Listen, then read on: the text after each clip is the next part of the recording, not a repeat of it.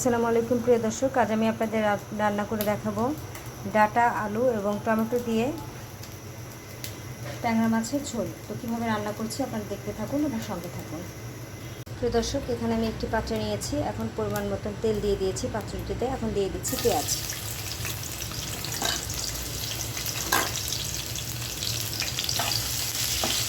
পেঁয়াজটাকে একটু ব্রাউন করে ভেজে নেব। প্রিয় দর্শক, পেঁয়াজটা ভাজা ভাজা হচ্ছে। আমি একটু লাল লাল করে ভেজে নেব। পেঁয়াজটা আর একটু হবে। লাল করে ভাজা হয়ে গিয়েছে। এখন আমি একে একে সব মশলাগুলো দিয়ে দিচ্ছি। প্রথমে দিচ্ছি রসুন বাটা 1 চামচ, আদা বাটা,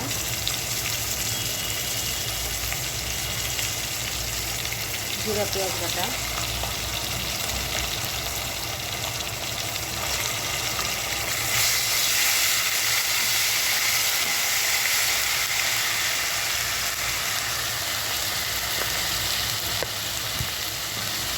মরিচের গুঁড়া 1 চামচ,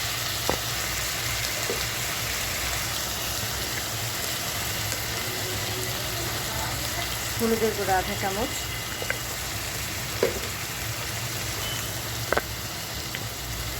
এবং ধনিয়া গুঁড়া 1 চামচ। ভালো করে মশলাটা আমি তেলের ভিতরে ভেজে নিচ্ছি।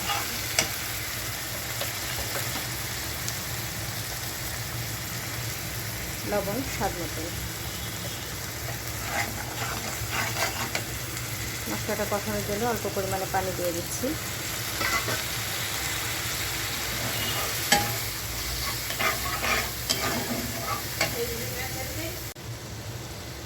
এখন দিয়ে দিচ্ছি ধুয়ে কেটে রাখা মাছগুলো।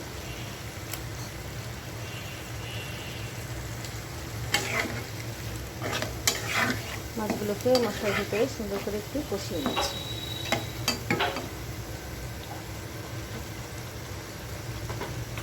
অল্প পরিমাণে পানি দিয়ে ঢেকে দিচ্ছি।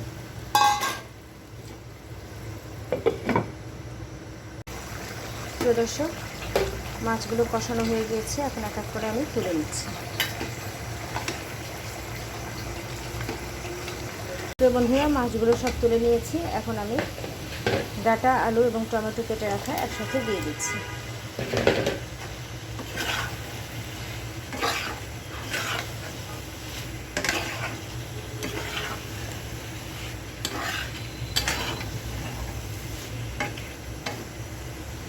সুন্দর করে নেড়ে চেড়ে ঢেকে দিচ্ছি। প্রিয় দর্শক, ডাটার ঝোলের ঢাকনাটা সরিয়ে নিচ্ছি। দেখতে পাচ্ছেন তরকারিটা কষানো হচ্ছে। এখন আমি ডাটা এবং আলু সিদ্ধ হওয়ার জন্য পানি দিয়ে দিলাম।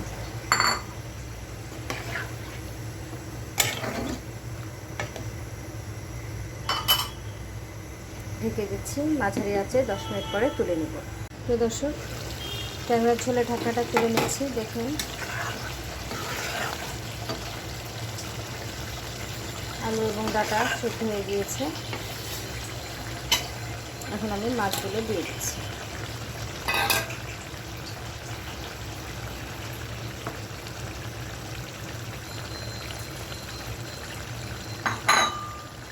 এবার দিয়ে দিচ্ছি অল্প পরিমাণে ঝোলের পানি।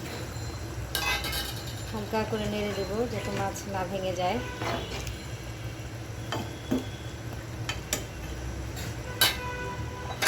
আর একটু পানি দিয়ে দিচ্ছি।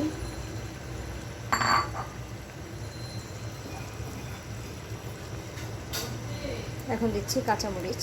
এখন ঢেকে দিচ্ছি। প্রিয় দর্শক, ঝোলের ঢাকনাটা সরিয়ে নিচ্ছি। এখন দিয়ে দিচ্ছি জিরা গুঁড়া।